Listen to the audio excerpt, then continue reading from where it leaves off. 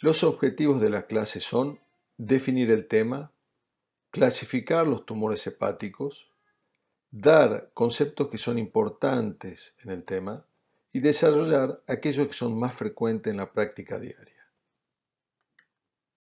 El tumor de hígado es la presencia de imágenes delimitadas, circunscriptas y ocupantes de espacio en el parénquima hepático. Un tumor de hígado genera varios problemas. En primer lugar, el pánico, el miedo que le surge al paciente luego de obtener el diagnóstico de un tumor hepático. Y nos lleva a dos situaciones. La primera, determinar si es benigno o maligno. Y la segunda, tomar la decisión de observar u operar al paciente. Los tumores hepáticos se pueden clasificar en malignos y benignos. Dentro de los benignos tenemos sólidos y quísticos, quistes simples, quistes complejos, hígado poliquísticos, quiste hidatídico, absceso hepático, hematoma. Y dentro de los benignos sólidos tenemos hemangiomas, hiperplasia nodular focal, adenoma, esteatosis grasa focal, calcificaciones hepáticas. Nuestro objetivo es que ustedes conozcan y se familiaricen con aquellos que son los más frecuentes dentro de la práctica médica, como los quistes simples, el hidatídico, los abscesos hepáticos, hemangioma, hiperplasia nodular focal y adenoma. En los malignos tenemos los primarios y secundarios. Los primarios, los epiteliales, son los hepatocarcinoma, colangiocarcinoma, cistoadenocarcinoma. Mesenquimales son hemangioendotelioma epiteloide, angiosarcoma, fibrosarcoma, leiomiosarcoma. Dentro de los secundarios tenemos las metástasis, de las cuales de todo el aparato digestivo, de todo el organismo, pueden anidar en el hígado, pero nosotros nos vamos a ocupar de aquellas metástasis que nacen en el colon, ya que es la patología más frecuente. Por lo tanto, vamos a tratar al tumor hepático primario más frecuente, llamado hepatocarcinoma, y vamos a desarrollar también las metástasis hepáticas que surgen del cáncer de colon. Importantes en el tema. ¿Cómo se descubre el tumor? Si es un hallazgo a través de una ecografía de rutina, si tiene síntomas o forma parte de la estadificación de enfermedades. Conocer los antecedentes clínicos y oncológicos. Saber que la clínica en general está asociada a enfermedades de base que desencadenan o a síntomas por compresión. Los tumores grandes pueden generar dolor cuando distienden la cápsula, pero si no, no duele el hígado.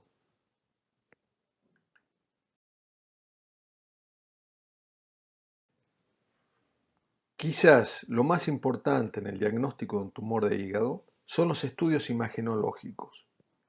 La ecografía, con Doppler preferentemente, la tomografía o la resonancia magnética con contraste endovenoso y trifásica son fundamentales en el algoritmo diagnóstico. ¿Por qué? Porque el 85 a 90% de los tumores se hace el diagnóstico con estos estudios trifásicos. ¿Por qué? Porque cada tumor tiene una presentación casi patognomónica. Podemos usar los marcadores tumorales, que en general confirman un diagnóstico y nos sirven para el pronóstico de las enfermedades. Y ocasionalmente, cuando hay dudas diagnósticas, se llega a la biopsia. La biopsia es el último eslabón en el algoritmo diagnóstico de un tumor de hígado. Deben conocer y saber que el estudio de estas enfermedades debe ser realizada por profesionales entrenados y especializados en patología hepática, gastroenterólogos, hepatólogos, radiólogos y cirujanos especializados en patología hepatobiliopancreática. En primer lugar, hablaremos del quiste simple. Puede ser un quiste simple, único, puede ser una poliquistosis. Es muy frecuente, congénito, son generalmente asintomáticos, son bolsitas de agua dentro dentro del hígado. A veces pueden generar algo de dolor, pero ustedes pueden llegar a ver quistes gigantes que no alteran la función hepática ni le generan ningún síntoma al paciente. Los quistes simples están asociados en general a quistes renales y con una simple ecografía podemos ver cómo son imágenes redondeadas que no tienen paredes y totalmente anecoicas.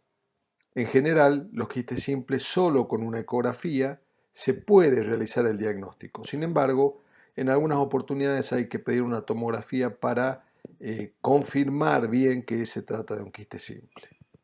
En general, el quiste simple no requiere tratamiento, no se hace ningún tratamiento, pero en algunos casos, cuando es sintomático, en las poliquistosis o en los quistes gigantes, se hace un destechamiento laparoscópico para tratar el quiste. En segundo lugar, hablaremos del absceso hepático. Definimos absceso hepático como una colección localizada de pus en el hígado resultante de cualquier proceso infeccioso con destrucción de parénquima hepático. El origen más frecuente del absceso hepático es biliar, ya sea a través de la vía biliar o a través de una colangitis o a través de una colecistitis aguda. Pero tenemos que saber que todo el aparato digestivo puede generar una diarrea, una apendicitis, una diverticulitis, pueden generar a través de la circulación portal al hígado un absceso hepático. En tercer y cuarto lugar se encuentran las bacteriemias causadas por los focos renales y pulmonares. La clínica es bastante patognomónica, fiebre, dolor en hipocondrio derecho, y deben saber que el absceso hepático genera un CIRS al paciente que puede ser muy leve o puede llegar a una sepsis, origen del absceso hepático. El diagnóstico que se hace normalmente con una ecografía, todo absceso hepático debe llevar una tomografía de abdomen para estadificar bien todo el abdomen. En algunas oportunidades se hace ecografía y se piensa en drenar directamente. No es así. Hay que hacer la tomografía para ver bien todo el aparato digestivo si no hay otras colecciones aparte del absceso hepático. La clínica está relacionada con la fiebre y el dolor y los glóbulos blancos altos. En alguna oportunidad la punción percutánea puede ser diagnóstica previa al tratamiento. ¿Por qué hay dudas diagnósticas? Porque el paciente tenía un hematoma que se puede haber abscedado y porque yo con la punción percutánea diagnóstica puedo hacer la identificación del germen previo a hacer antibióticos empíricos. Esto es como toda colección, drenaje más antibiótico. ¿Cómo se hace el drenaje? Bueno, hay varias opciones. En primer lugar, es el drenaje percutáneo con catéter, con técnica de Seldinger, punzo el absceso guiado por una ecografía o tomografía y dejo un drenaje finito de 10 o 12 French para evacuar el contenido. Otra opción es hacer la punción aspiración. Punzo y aspiro todo. Eso se hace cuando el absceso es pequeño. En los abscesos grandes se vuelve a producir, por lo tanto hay que ser muy cuidadoso con la indicación de la punción aspiración. En tercer lugar, el drenaje laparoscópico y en cuarto lugar, el drenaje convencional. Pero el concepto es, absceso hepático debe drenarse con los antibióticos. Observamos acá una imagen de un absceso hepático en el segmento 6 del hígado. Vemos cómo es una colección de un paciente sintomático, tiene una cápsula inflamatoria importante y observamos cómo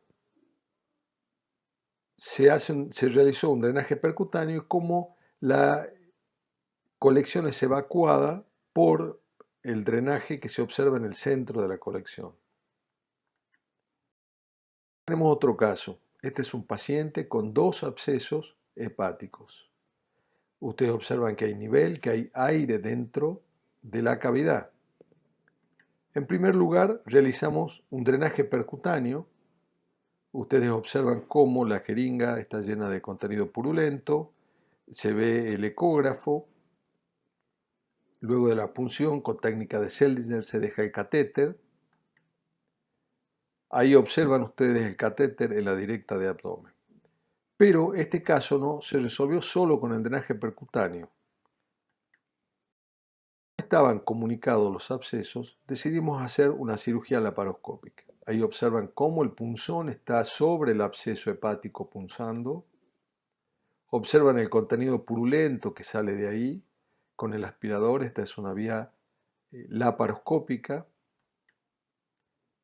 Lo mismo, observamos el contenido purulento. Posteriormente,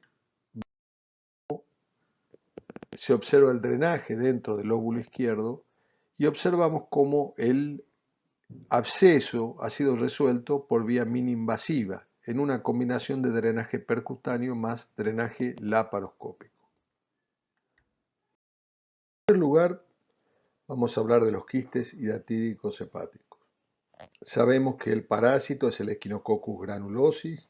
El principal lugar de desarrollo del quiste hidatídico es el hígado, pero pulmón y vaso también son sitios frecuentes. Excepcionalmente, puede haber una localización ósea, cardíaca, cerebral. No les voy a hablar mucho de la circulación del parásito, salvo conceptualizar que el hombre es un huésped intermediario del mismo. Y nosotros tenemos en los valles una alta tasa de quiste hidatídico. Los quistes pueden ser asintomáticos, dar dolor, ictericia, pueden infectarse y dar fiebre o migrar hacia el al tórax para y manifestarse a través de una vómica. El diagnóstico se hace con ecografía, tomografía y las técnicas de sangre son la ELISA o la inmunofluorescencia indirecta, arco 5 de Capron y la Western blot. Normalmente usamos la clasificación ecográfica de Garvey para caracterizarlos y el tratamiento es antiparasitarios más resección. Dentro de las técnicas quirúrgicas tenemos, en casos muy seleccionados, drenaje percutáneo y esterilización con alcohol, resección periquística quirúrgica. Esta puede ser realizada por vía laparoscópica o convencional. Y en tercer lugar, dentro de las técnicas quirúrgicas tenemos la marsupialización, que consiste en un destechamiento del tumor. Ustedes recuerden que el quiste hidatídico tiene una capa externa que es inflamatoria, pertenece al organismo, se llama adventicia, y la capa interna la germinativa. La marsupialización consiste en destapar, abrir, destechar ese quiste, sacar la membrana germinativa y dejarla abierta, drenada. Observamos la clasificación de Gargi, que tiene 5 etapas. El quinto es el quiste calcificado, que no tiene necesidad de ningún tratamiento. Observamos en ambas tomografías, se observan cómo son quistes grandes, que tienen vesículas hijas. En algunos lugares se pueden ver membranas y tienen un contenido denso.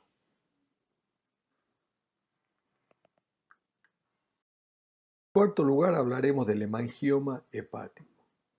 Este es el tumor benigno más frecuente, 4 a 6% de la población lo padece. Generalmente son asintomáticos, están estables en el tiempo, son más frecuentes en mujeres, la edad máxima de presentación o más frecuente es de 30 a 60 años y tiene una etiología incierta. Y se observan que macroscópica y microscópicamente son como un ovillado de endotelios separados por septos. 10 a 15% de los hemangiomas son múltiples.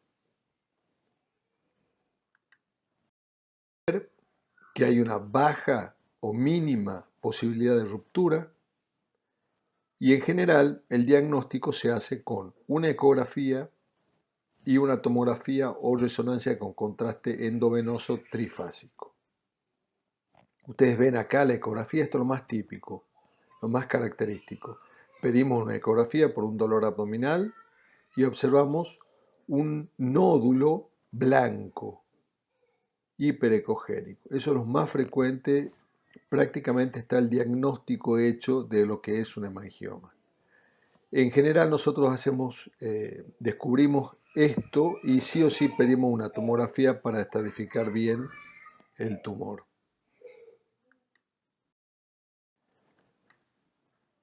Observamos cómo con una tomografía sin contraste, una imagen hipodensa con respecto al parénquima, y una vez contrastada por vía arterial, se vacía en forma lenta desde la periferia al centro en la fase venosa. El 90% de los pacientes no se hace nada, ningún tratamiento. ¿Cuáles son quirúrgicos? Son aquellos que dan dolor o aquellos que son mayores de 10 centímetros, que son llamados los hemangiomas gigantes, que pueden tener algún riesgo de ruptura. No es controversial indicar si el paciente es asintomático, pero hay varios centros especializados que aquellos hemangiomas más allá de los 10 centímetros tienen indicación quirúrgica. Nosotros, en general, indicamos en el hemangioma cuando da síntomas, si no, no. En lugar, observamos la hiperplasia nodular focal. Sabemos que es de origen epitelial y es el segundo tumor benigno en frecuencia, también más frecuente en mujeres entre 30 a 50 años. Su etiología es desconocida. 10% son múltiples y en el 85% son asintomáticos. Los síntomas que pueden dar son dolor o masa palpable cuando son tumores grandes. El diagnóstico se hace con la ecografía, tomografía o resonancia. Sabemos siempre que la tomografía o la resonancia tiene que ser con contraste endovenoso, tiene que ser trifásica. Esa es la manera correcta. La trifásica es fase arterial, fase venosa precoz y fase venosa tardía. El tratamiento de la hiperplasia nodular focal es la observación. Excepcionalmente van a cirugía, fundamentalmente en aquellos casos que hay una duda diagnóstica entre un hepatocarcinoma, un adenoma y la hiperplasia nodular focal. En la ecografía observamos que es similar al parénquima normal. La imagen a veces es hipodensa. En la TAC podemos ver la cápsula, la cicatriz central. En la resonancia magnética también se puede ver la cicatriz central. En T1 son iso o hipointensos y en T2 son iso o hiperintensos. Esto es debido a que se comporta como un tumor hipercaptante en la fase vascular. Observamos una tomografía en el lóbulo izquierdo hepático con una cicatriz central. Observamos la resonancia donde se ve en la parte izquierda superior la fase T1 isointensa y la fase T2 hiperintensa.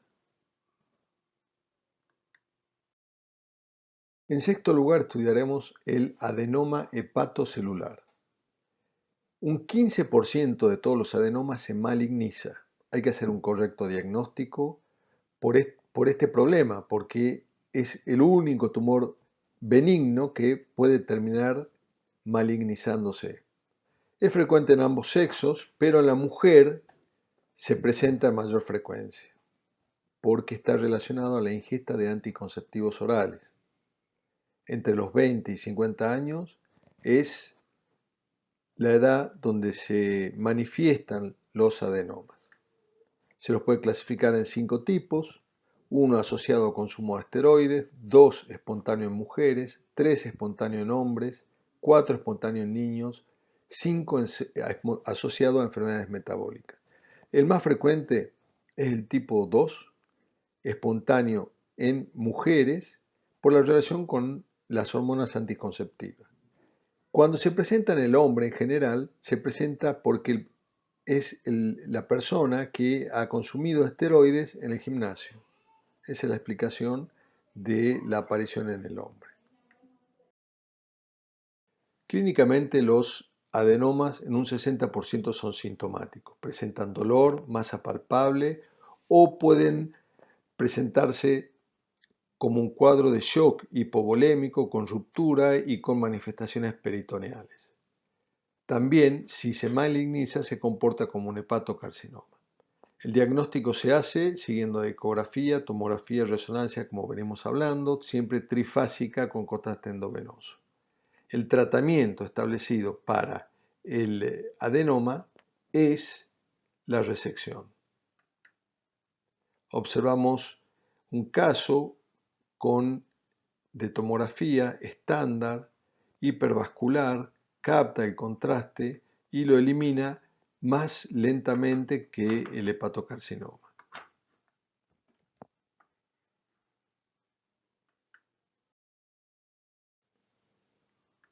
Observamos otro caso, este es un paciente nuestro con un tumor pedunculado en el lóbulo izquierdo que fue intervenido inicialmente por un hemoperitoneo. Luego se detectó que era un tumor que se había roto.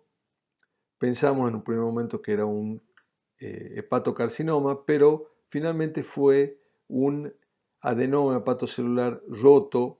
Era un paciente de 32 años con antecedente de consumo de esteroides por el gimnasio. En séptimo lugar vamos a hablar de las metástasis hepáticas. Es el tumor maligno hepático más frecuente.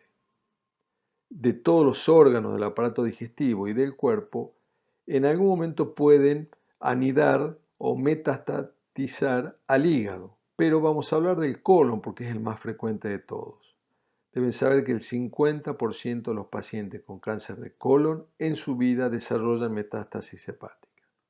El tema es cómo descubrimos estas metástasis. Bien, hay dos caminos.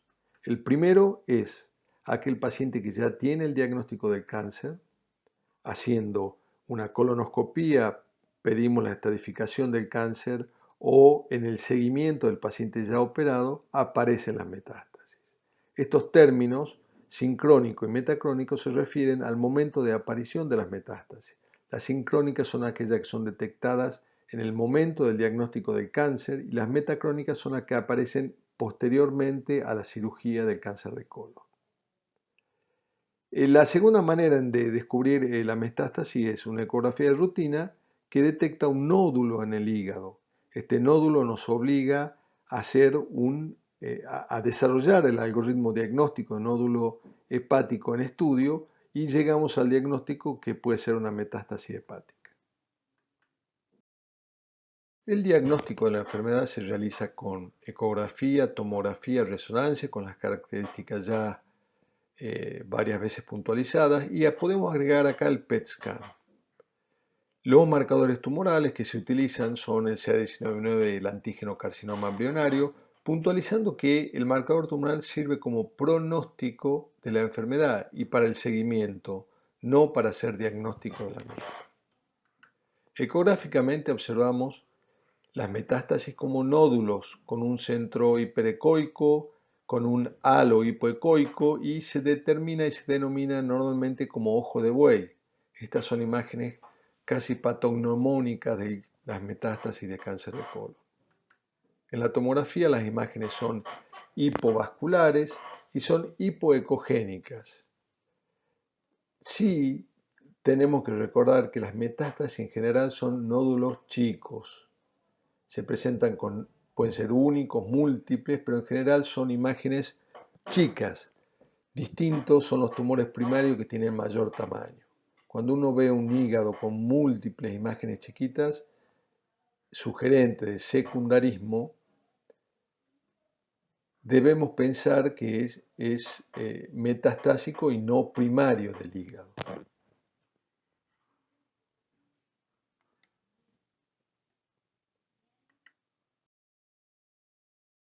La resonancia magnética nuclear suelen ser las metástasis hipointensas en T1, hiperintensas en T2.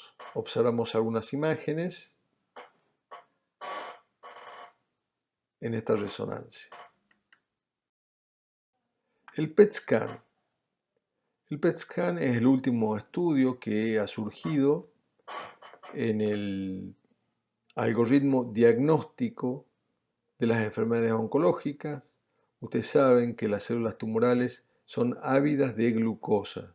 Entonces, el PET scan que utiliza la glucosa radiactiva es absorbida por aquella célula oncológica que tiene una gran glucogenólisis, ávida de glucosa, y normalmente las imágenes que ustedes están viendo señaladas por las flechas son las imágenes que nos presenta el PET-TC. Ahora, lo importante, el beneficio del PET-TC es que aparte de mostrarnos el hígado, nos muestra todas las zonas metastásicas que puedan haber en el cuerpo durante el estudio. O sea, no se limita a estudiar solo el hígado. El PET scan estudia todo el cuerpo y nos da una aproximación muy amplia si la enfermedad está fuera del hígado o no. Bien, el tratamiento. Muy importante establecer una estrategia terapéutica adecuada. El equipo multidisciplinario que se ocupa de esta enfermedad está formado por el oncólogo con conocimiento sobre la biología molecular, cirujano hepatobiliopancreático, especialista en cirugía percutáneas e imagenólogo.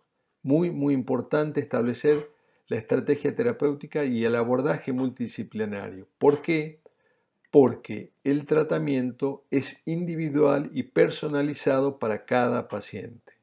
El momento de hacer la quimio, el momento de hacer cirugía, todo es individual y personalizado. O sea, es un menú a la carta para cada paciente. El cuadrito es tradicional. Observamos que las metástasis hepáticas colorectales pueden ser resecables, potencialmente resecables o irresecables. En los extremos de este cuadro tenemos las resecables, que en general van a cirugía en forma temprana, y las irresecables, que van a un manejo paliativo. Las potencialmente resecables, nuestro objetivo es transformarlas en resecables. Entonces ahí es donde hacemos la terapia, la quimioterapia neoadyuvante o distintos métodos para conseguir un hígado aceptable y llevarlo a una resección quirúrgica. Bien, acá nombramos la quimioterapia. Esta puede ser establecida y realizada, ya sea en forma neoadyuvante antes de la cirugía, en forma periperoperatoria. ¿Eso qué significa? Hacer unas cuantas sesiones de quimioterapia, operar al paciente y seguir con las otras sesiones de quimioterapia. Y la tercera opción es adyuvante, o sea, posterior a la cirugía, hacer la quimioterapia necesaria de acuerdo al estadio de la enfermedad. En cuanto a la resección quirúrgica, es importante saber que lo que queda del hígado es lo que me interesa a mí, no cuánto saco del tumor. Yo puedo sacar un tumor de 15 centímetros y al paciente quedarle el 60% del hígado. O puedo sacar un tumor de 3 centímetros en una bifurcación portal y que el hígado tenga que sacar yo todo el hígado derecho y que el hígado me quede con un 30% de volumen. Entonces, lo más importante es que el hígado que quede después de una resección quirúrgica sea un hígado suficiente para evitar una insuficiencia hepática postoperatoria. Las técnicas quirúrgicas pueden ser metastasectomía o tumorectomía, o si no, hepatectomías menores y mayores. Las menores son aquellas menores de cuando se saca uno o dos segmentos, y las mayores cuando se sacan más de 3 segmentos. Ahora, cuando tenemos un hígado chico, existen alternativas para hacer crecer el hígado que yo voy a dejar posterior a la resección quirúrgica. Una de ellas es la embolización portal preoperatoria. Con esta técnica consigo hacer crecer el hígado posteriormente a la oclusión de la vena porta. Y el ALPS, que es una técnica de una cirugía que se realiza realizando una partición hepática con el objetivo de hacer hipertrofiar in situ con el tumor in situ al hígado antes de sacarlo. Es una cirugía que se hace en una semana. El día 1 se hace la cirugía de partición del hígado y el día 7 u 8 ahí se hace la hepatectomía final sacando todo el sector del hígado que ha quedado enfermo. Otras técnicas que se pueden usar son la radiofrecuencia en forma percutánea o intraoperatoria, ya sea combinando una hepatectomía tradicional más radiofrecuencia o haciendo metastasectomía más radiofrecuencia. La cirugía en 2 tiempos es aquella cirugía en la cual yo tengo metástasis en ambos lóbulos hepáticos. El primer tiempo hago una limpieza de uno de los lóbulos, generalmente el izquierdo, hago una ligadura de la vena porta, logro una hipertrofia del hígado que va a quedar y en el segundo tiempo hago la hepatectomía. Es muy parecido a la bipartición hepática, nada más que separado en mayor tiempo. Para hablar también que la resección de colon se puede hacer con la resección de las metástasis en forma simultánea en el mismo acto quirúrgico. Se pueden hacer ambas por vía laparoscópica, se pueden hacer ambas por vía convencional, pero por supuesto hay que elegir bien el paciente al cual se le va a hacer el tratamiento. Tiene que ser bien elegido, bien seleccionado, porque si no, este tipo de resección simultánea no es beneficiosa para el mismo. Hay otra alternativa que es cuando tengo el colon con la metástasis sincrónicas, hacer quimioterapia, sacar primero la metástasis en el hígado y después la cirugía del cáncer de colon. Esta hepatectomía previa a sacar el colon está fundamentada en que la vida del paciente depende de la afectación del hígado y no del tumor primario a donde se encuentra. Aparte, podemos decir que las metástasis hepáticas se pueden resecar por vía laparoscópica o convencional sin ningún inconveniente. Esta es una imagen típica de una metástasis hepática acá en el segmento 4 del hígado. Esa es la imagen típica de la misma. Una vez movilizado el hígado, individualizamos bien la metástasis y se realiza la cirugía.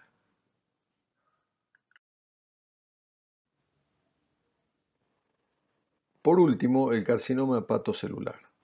Es el quinto cáncer más frecuente en el mundo y la tercera causa de muerte por cáncer luego de pulmón y mama. El mayor factor de riesgo para el desarrollo es la cirrosis de cualquier etiología. Hay que tener en cuenta que del 15 al 20% de pacientes con cirrosis en su evolución natural desarrollan un carcinoma hepatocelular. La etiología de esa cirrosis puede ser variable, siendo las más frecuentes a nivel mundial la hepatitis B, C y el alcohol. Predomina el sexo masculino. Hay que tener en cuenta que el 85% del hepatocarcinoma son sobre hígado cirrótico, lo cual nos va a llevar a estudiar no solo el tumor, sino también la cirrosis. Existen a nivel mundial dos grandes asociaciones en Occidente que se ocupan del estudio del hígado. Uno es americano, la otra es europea. A partir del 2012 elaboraron ambas juntas unas guías de manejo que son las que se utilizan actualmente en el mundo occidental y en gran parte de lugares del mundo oriental. Estas guías, elaboradas por comité de expertos, dan una serie de recomendaciones para el manejo, diagnóstico y tratamiento del hepatocarcinoma. El diagnóstico se realiza en los tumores mayores de 1 centímetro en hígado cirrótico con una tomografía axial computada o resonancia magnética nuclear trifásica que muestre la característica radiológica distintiva del hepatocarcinoma. Las características radiológicas tienen un patrón vascular específico caracterizado por una intensa captación de contraste en fase arterial, seguido de un lavado rápido del contraste en la fase venosa portal o tardía, denominado washout en la literatura anglosajona.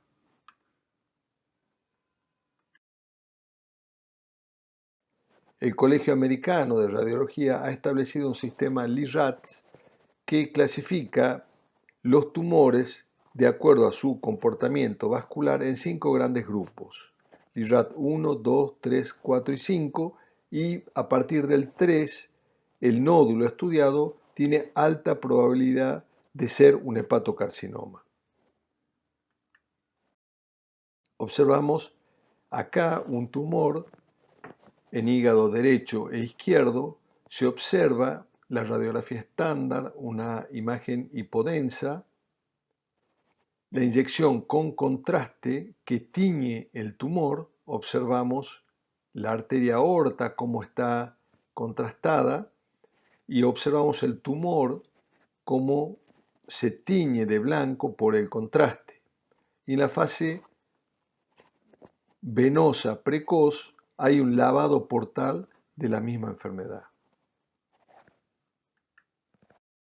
Otra imagen donde observamos cómo con el T1 se observa una masa hipodensa y en el T2 una hipercaptación vascular que tiñe toda la masa hepática, y en esta tomografía podemos observar cómo el hígado izquierdo está hipertrofiado a causa de una trombosis portal de la rama portal derecha que ha causado esa hipertrofia del hígado izquierdo. En cuanto a la anatomía patológica, macroscópicamente el hepatocarcinoma puede ser nodular, masivo, difuso o pedunculado. En cuanto a la microscopía, se rige por los grados de Edmondson-Steiner. Tiene 4 grados: bien diferenciado, moderadamente diferenciado, pobremente diferenciado e indiferenciado. Esto nos muestra qué tan agresivo es histológicamente el tumor. Para completar la estadificación del hepatocarcinoma es necesario realizar una tomografía de tórax y una gammagrafía ósea, junto con el estudio del abdomen. En pulmón y hueso son los lugares metastásicos más frecuentes del hepatocarcinoma.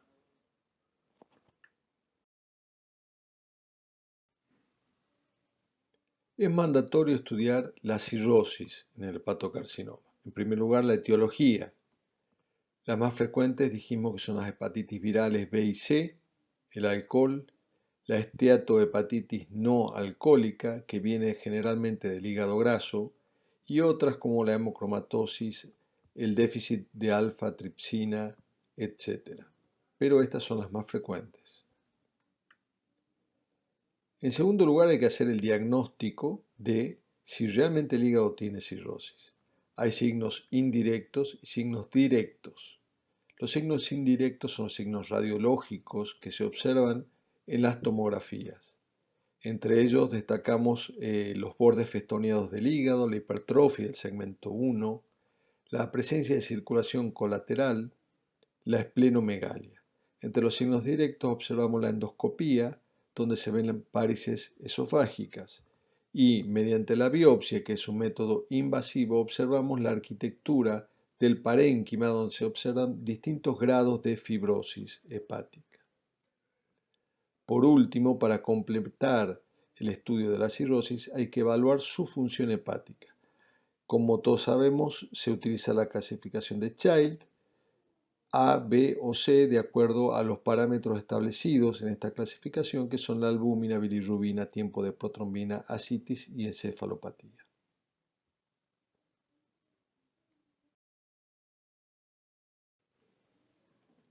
Una vez estudiado el tumor y la cirrosis, existe una clasificación utilizada por el mundo occidental, que es la clasificación de Barcelona, la BCLC. En esta clasificación se combinan el performance status, la morfología tumoral, la función hepática, y se establecen estadios: estadio inicial, estadio intermedio, avanzado y terminal, en el cual se ubica cada paciente. De acuerdo a su estadio es que se puede realizar uno u otro tratamiento de acuerdo a las recomendaciones establecidas en estas guías.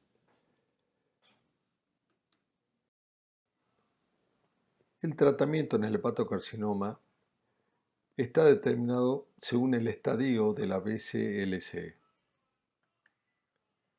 Tenemos distintas alternativas terapéuticas. En el estadio A, muy temprano o temprano, tenemos las alternativas del trasplante hepático, la resección quirúrgica y la ablación por radiofrecuencia. Todas estas alternativas terapéuticas tienen una intención curativa. Del estadio B al C tenemos otros procedimientos como ser la quimioembolización intrahepática, el sorafenib o las medidas de sostén. Todas son con carácter paliativo.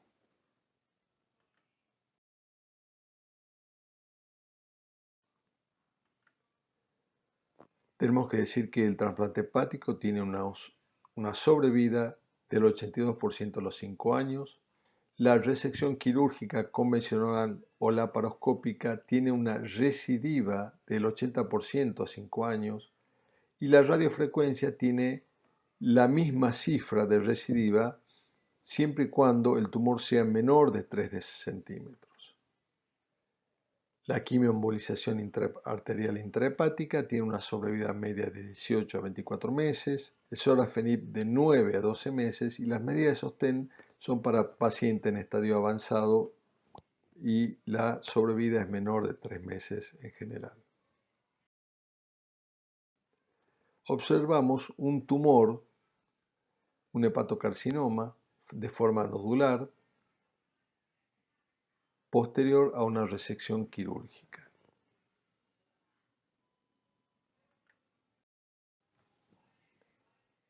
Observamos un tumor en el sector posterior del hígado derecho que es extraído en forma de resección quirúrgica convencional. Es un hígado no cirrótico. El corte de dicho tumor con pigmentos biliares en su interior. El control tomográfico con un buen remanente hepático funcional. Acá observamos un tumor pedunculado en el segmento 5 de una paciente de sexo femenino. La radiofrecuencia está indicado en pacientes con estadio A, con tumores menores de 5 centímetros o menores de 3 centímetros, o como puente vía al trasplante hepático. Esta es la técnica. Con guía ecográfica se realiza la punción con una aguja de Leven, donde se observa la introducción de la aguja y se observa el burbujeo gaseoso en el tumor una vez realizado el procedimiento, un signo distintivo de la radiofrecuencia. Observamos la masa tumoral en el hígado derecho, previo a la radiofrecuencia, y en la placa siguiente la hipovascularización, ausencia de vascularización intrahepática, lo que muestra la efectividad del método. La quimioembolización intraarterial intrahepática es el tratamiento más utilizado en pacientes con tumores que son considerados inadecuados para cirugía y o terapias ablativas. La indicación fundamental está determinada en el estadio B, en pacientes con candidatos a trasplante que deben esperar más de 6 meses el trasplante, indicación como puente al trasplante, o en recidiva de post-trasplante o resección quirúrgica. La fisiopatología del procedimiento se basa en la intensa actividad de neovascularización que tiene el hepatocarcinoma y cuya irrigación depende en el 95% de la arteria hepática, el lugar a través del cual se inyecta el medicamento que se utiliza como quimioterapia. Observamos a un hombre de 70 años con un tumor en hígado derecho. Observamos la arteriografía y la inyección del medio de contraste. En la tomografía de abajo posterior a la quimioemolización se observan unos artefactos blancos que corresponden al lipiodol que se utiliza en dicho procedimiento.